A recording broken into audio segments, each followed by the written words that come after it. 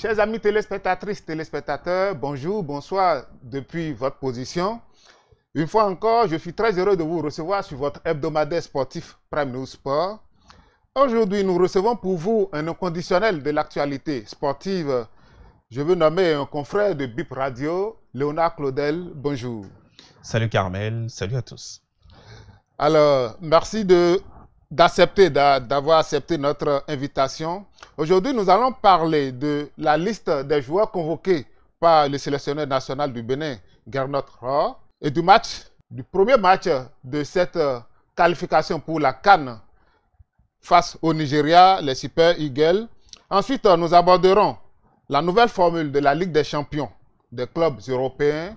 Et pour finir, nous allons parler du FC Barcelone tout feu tout flamme de ce début de saison. Alors, après la publication de la liste des joueurs convoqués par le sélectionneur national en vue de faire le premier match, de jouer le premier match de cette campagne éliminatoire de la CAN, face au Nigeria, le Nigeria qui veut maintenant sa revanche après sa défaite face au Bénin lors du match des éliminatoires de la Coupe du Monde. Qu'est-ce que vous pensez de cette liste? Est-ce qu'elle est vraiment complète pour répondre à ce défi? Déjà, il faut dire que ce n'est pas comme si le Bénin avait un vivier ou bien un répertoire de joueurs, un effectif assez impressionnant, où il fallait aller chercher des joueurs qui ne seraient pas sur la liste et qui allaient faire scandale. Oui. Moi, je pense que c'est quand même une liste logique, une liste qui ne va pas ou qui n'a même pas fait beaucoup de polémiques, parce que Gernot Rohr est dans une certaine continuité. Il a fait confiance à de nombreux locaux. Oui. La preuve, il y a 6 locaux dans sa liste. Il y a de nouveaux noms qui sont sortis. Le joueur de Coton et le joueur de Banig en CFC, un défenseur et un attaquant. Et donc, pour moi, c'est la continuité de ce qu'il a commencé depuis qu'il est venu, c'est-à-dire bâtir une équipe, formater une équipe en se basant sur l'expérience de certains cadres qu'il y avait donc dans cette équipe. Et donner de cette expérience-là à ces nouveaux joueurs-là qui sont dans ce vivier-là, qui l'appellent chaque fois dans cet effectif. Et ces nouveaux joueurs-là qui sont déjà dans l'effectif, eux, ils vont apporter la fougue, ils vont apporter de l'envie, l'intensité, tout ça, ils vont apporter ça au sein de cette équipe-là pour donner véritablement ce qu'on attend depuis tant d'années dans cet effectif du Bénin, là, qu'on puisse aller au-delà donc des quarts de finale qui était une première en 2019, vous vous souvenez très bien. Et donc, moi, je pense que c'est une liste assez bonne qui ne devrait même pas créer de polémique. Maintenant, ce qui peut frustrer ou bien heurter la sensibilité de certaines personnes, c'est le fait, par exemple, qu'il y ait 2 joueurs sur cette liste qui sont sans club et qui ont été convoqués. Il s'agit bien évidemment de Jodel Dossou et de Satuna Lagbe. Jodel Dossou, le coach l'a expliqué, c'est qu'il est pétri d'expérience, c'est quelqu'un qui a connu la sélection nationale depuis fort longtemps et que ce n'est pas un joueur qu'on sort du jour au lendemain de l'effectif comme ça. Et mine de rien, c'est quelqu'un qui a su, malgré toutes les critiques qu'il vous souvienne très bien face au Nigeria, quand vous regardez son match, il a fait un match extraordinaire. Extraordinaire. Oui, et donc, il a répondu positivement. Exactement. Donc, malgré les critiques, c'est quelqu'un qui sait emmagasiner les critiques et donner, prouver de quoi il est capable sur un rectangle vert. Un peu plus professionnel. Absolument. Et moi, je pense que dans des effectifs, ce n'est pas forcément tout le temps est-ce que celui-là joue en club et autres. Il y a parfois des joueurs qui apportent de l'expérience. Vous allez voir, lors de la CAN dernière en Côte d'Ivoire, il y avait un joueur comme Moussa dans l'effectif du Nigeria, qui le joueur le plus vieux de l'effectif, qui n'a pratiquement pas joué de toute la CAN. Et pourtant, il avait été convoqué parce que c'est quelqu'un qui a un discours dans les vestiaires, c'est quelqu'un qu'on écoute. Et donc, et en plus de ça, on connaît très bien quand Jodel Dossou est dans ses beaux jours et qu'il est remplaçant rapidement, avec sa pointe de vitesse, c'est quelqu'un qui peut amener quelque chose. Absolument. Les défenses. Et Saturnin Alagbé, comme le coach l'a dit, c'est quelqu'un qui a de l'expérience et également le coach, le poste de gardien est un poste sensible. Et c'est pour cela que vous allez constater que même dans les grandes équipes, c'est pas un poste où on change aussi rapidement la personne qui est au but. Oui. Parce que dès que celui qui est au camp perd la confiance du coach et que vous ne permettez pas à celui qui est au camp de rester là un moment pour prouver que c'est juste une petite phase un trou, et que vous mettez une autre personne dans le camp et que la personne se trouve, c'est qu'au lieu de perdre un gardien, vous en perdez deux automatiquement. Oui. Parce que les deux sont en manque de confiance et vont se dire « Ah, je suis en manque de confiance. Je suis en perpétuelle concurrence. » Exactement. Non, même pas en perpétuelle concurrence. C'est-à-dire que ce n'est pas ma bonne phase. Je fais du n'importe quoi une fois que je suis sur le terrain. Et donc, c'est trouver en même temps la phase de transition, peut-être pour amener un autre gardien. Et Saturnin Alagbé pourra être, on va le convoquer en équipe nationale pour qu'il puisse permettre à celui-là qui sera titulaire de quand même garder la cage à travers ses conseils. Quand on convoque des gens, ce n'est pas forcément pour être titulaire, c'est aussi parfois pour partager l'expérience, être là, motiver ses autres jouer le rôle collègues. De grand frère. Absolument. Et moi, je pense que c'est une liste assez cohérente et qui ne souffre pas de contestation normalement, qui ne devrait pas normalement souffrir de contestation. Et dites-moi, hein, pour ceux qui étaient annoncés dans les coulisses et n'ont pas pu honorer de leur présence, notamment le Parisien, ou si on doit parler du Parisien, Colin Dagba par exemple, pensez-vous qu'ils auraient pu apporter quelque chose à ce groupe, un plus-value? C'est clair, ce qui est sûr, un joueur de ce talent-là va forcément apporter une plus-value à n'importe quelle équipe. Mais moi, je pense que il faut faire avec ceux qui ont été déjà convoqués. Il ne sert à rien de spéculer sur celui-là va venir, celui-là ne va pas venir. Il y a des gens qui ont été déjà convoqués et qui seront au rendez-vous pour la rencontre face au Nigeria et face à la Libye. Concentrons-nous sur ceux qui ont été convoqués. Colin Dagba, c'est vrai, c'est un bon joueur. Mais pour moi, je l'ai toujours dit, c'est ma philosophie. Aucun joueur n'est indispensable à une équipe. Aucun joueur. Peu importe votre talent, peu importe, c'est vrai qu'il y a des joueurs qui sont excellents. Il y a des joueurs qui, à travers leur talent, peuvent éclabousser un terrain en une feinte ou bien en une frappe. Mais quand l'équipe est soudée, quand l'équipe est bien construite, il n'y a pas de joueur qui soit indispensable.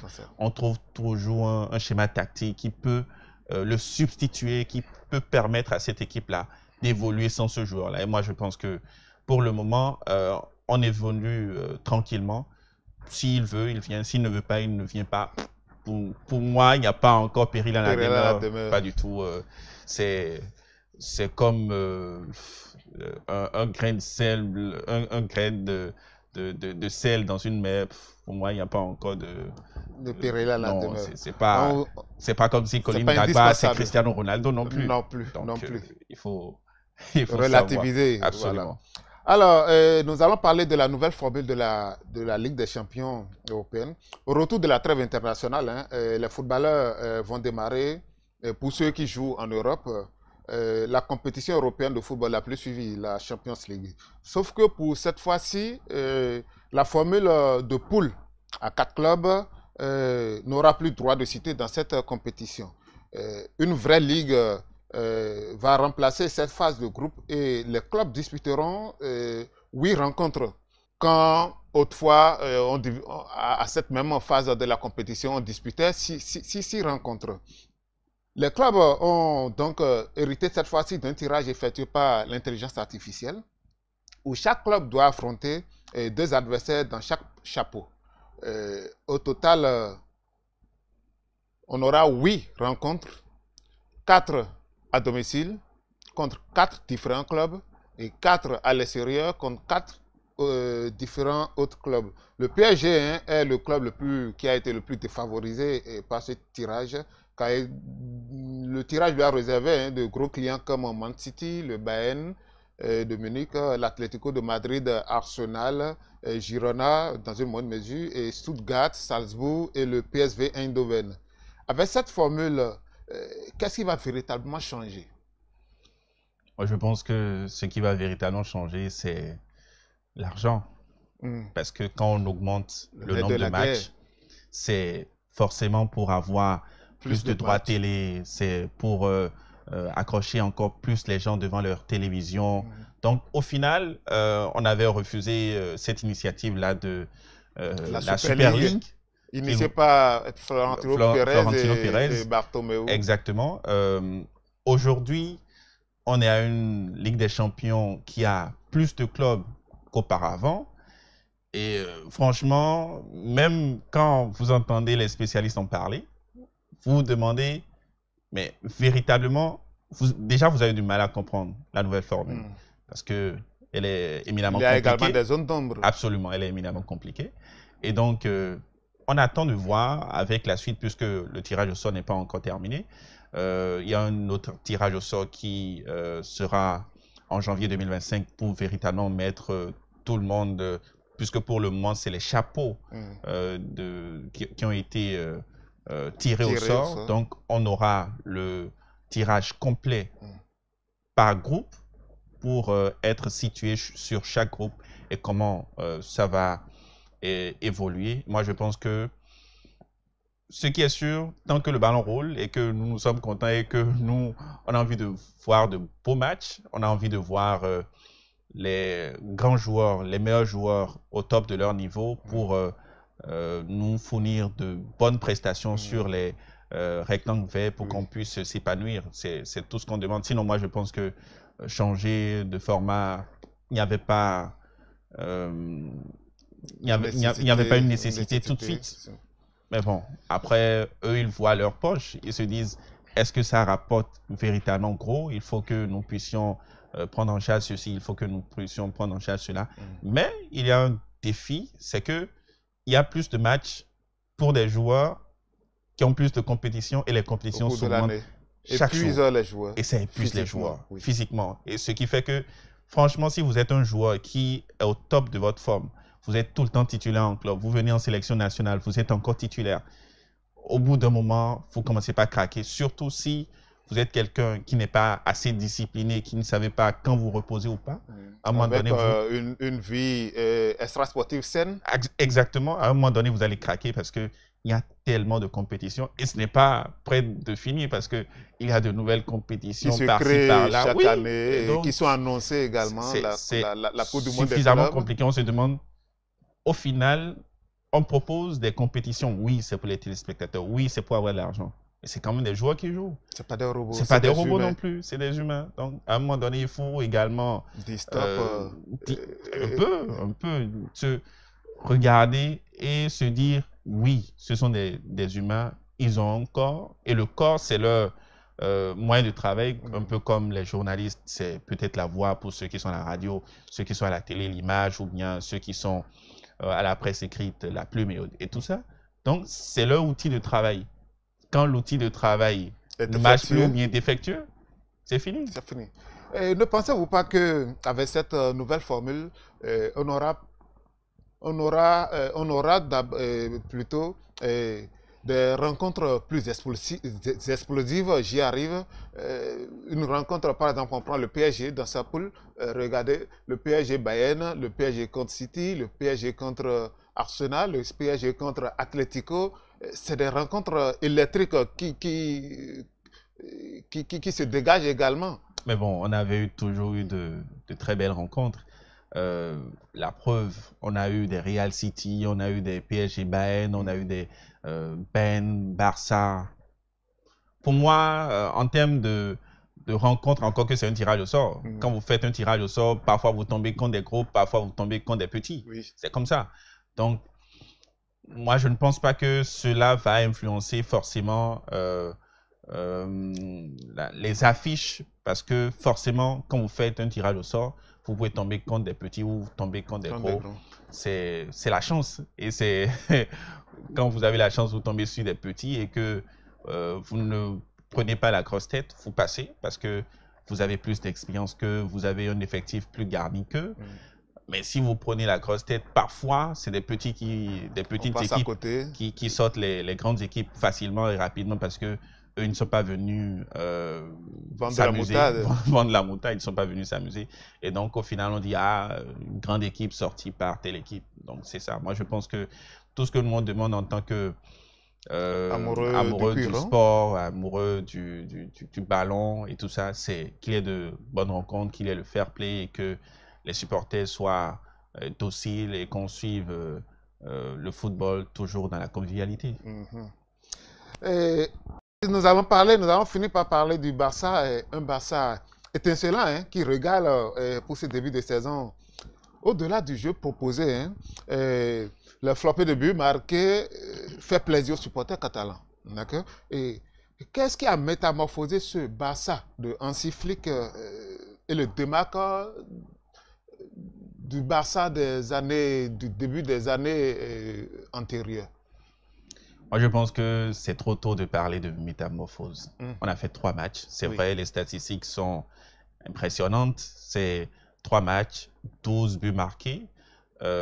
C'est quand même pas rien. 12 points, premier de la Liga. C'est vrai, ce sont des statistiques, ce sont des chiffres. Mais il faut savoir raison garder. Parce qu'un championnat, ce n'est pas un sprint. Un championnat, c'est une course de fond. Et une course de fond, vous savez très bien que au début, on peut être le premier sur un marathon. C'est pas le premier qui démarre tout de suite, qui finit la course. Exactement, c'est l'endurance. Et il y a beaucoup, quand on parle de championnat, il y a les blessures, il y a les pépins, il y a beaucoup de choses qui peuvent entrer en cours de jeu et qui peuvent changer la donne. Je pense que on observe quand même un Barça qui joue un jeu assez plaisant. Ça, c'est indéniable. Même au temps de Xavi, le jeu n'était pas aussi déplaisant que ça. Seulement que parfois, ça manquait d'efficacité. Le Barça, c'est compliqué de juger le Barça parfois sur le jeu. Parce que c'est une équipe qui a presque toujours joué au tiki-taka, joué à des jeux de passe, des jeux parfois de transition directe amenés par certains coachs et tout ça. Donc, c'est plus sur l'efficacité et sur ce que ça donne à la fin. Parce que vous avez beau avoir fait, je ne sais pas moi, 3000 passes dans une rencontre, la finalité, c'est quoi? La finalité, c'est de gagner.